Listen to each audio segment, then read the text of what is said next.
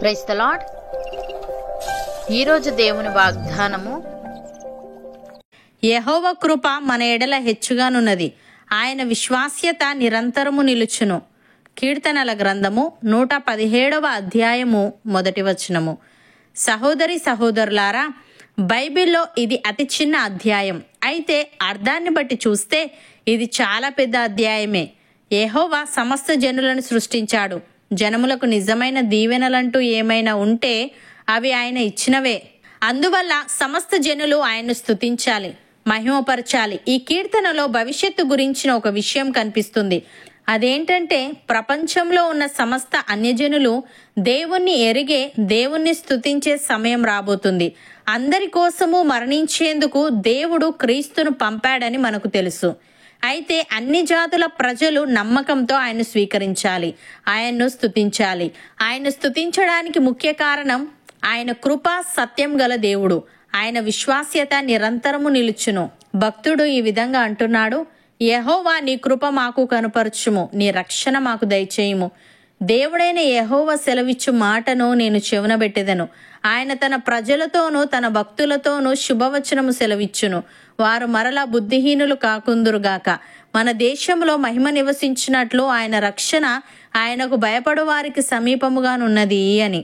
ప్రియులారా, మేము ఆయన వలన విని మీకు ప్రకటించు వర్తమానమేమనగా, దేవుడు వెలుగై ఉన్నాడు, ఆయన యందు చీకటి ఎంత మాత్రమునూ లేదు. ఆయనతో కూడా సహవాసము గల వారమని చెప్పుకొని చీకటిలో నడిచిన ఎడల మనం అబద్ధమాడుచు సత్యమును జరిగింపకుందుము.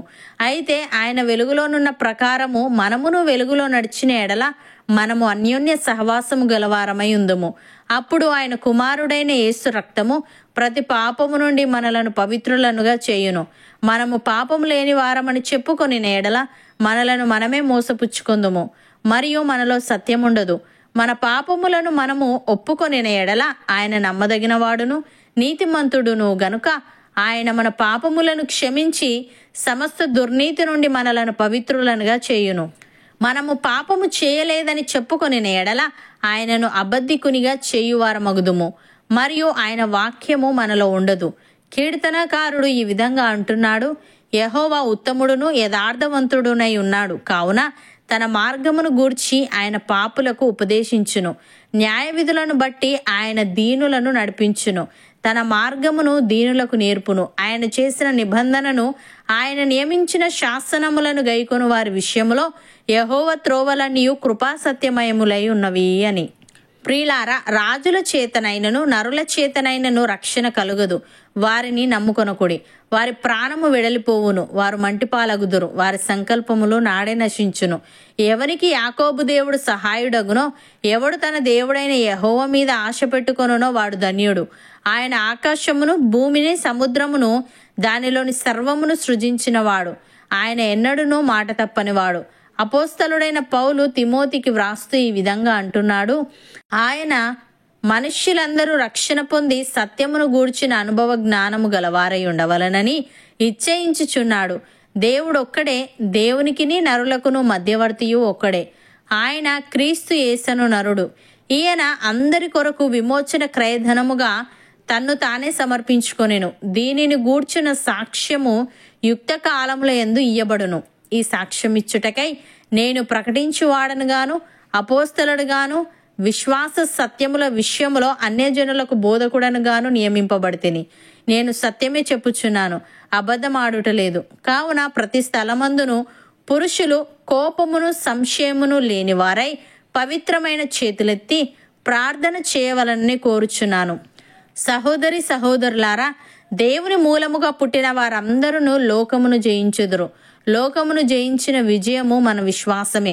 యేసు దేవుని కుమారుడని నమ్మువాడు తప్ప లోకమును జయించువాడు మరి ఎవడు? నీళ్ల ద్వారాను రక్తము ద్వారాను వచ్చినవాడు ఈయనే, అనగా యేసుక్రీస్తే. ఈయన నీళ్లతో మాత్రమే గాక నీళ్లతోనూ రక్తముతోనూ వచ్చెను. ఆత్మ సత్యము గనుక సాక్ష్యమిచ్చువాడు ఆత్మయే. సాక్ష్యమిచ్చువారు ముగ్గురు, అనగా ఆత్మయు, నీళ్లును, రక్తమును, ఈ ముగ్గురు ఏకీభవించి ఉన్నారు. అవును అన్నవారు నాతో పాటు ప్రార్థనలో ఏకీభవించండి. పరిశుద్ధుడా, ప్రేమగల తండ్రి, నీ కృప హెచ్చుగానున్నదని, నీ విశ్వాస్యత నిరంతరము నిలుచునని వ్రాయబడి ఉంది. తండ్రి నీకు స్తుతులు. దేవా, నీవు సెలవిచ్చు మాటను మేము చెవినబెట్టి నీవిచ్చే రక్షణను పొందుకొని నీవు చేసిన ప్రతి ఒక్క మేలును బట్టి నిన్ను స్తుతించే వారముగా ఉండుటకు సహాయము దయచేయమని, నీతో సహవాసము గల వారమని చెప్పుకొని చీకటిలో నడిచిన ఎడల మేము అబద్ధమాడుచు సత్యమును జరిగింపకుందుము గనుక నీవు వెలుగులోనున్న ప్రకారము మేమును వెలుగులో నడుస్తూ నీతో అన్యోన్య సహవాసము గలవారమై ఉండుటకు కృప చూపమని, నీ రక్తములో కడిగి మమ్ములను పరిశుద్ధపరచి సత్యమును గూర్చిన అనుభవ జ్ఞానము మాలో ప్రతి ఒక్కరికి నీ దయచేయమని యేసుక్రీస్తు నామమున ప్రార్థిస్తున్నాము తండ్రి. ఆమెన్.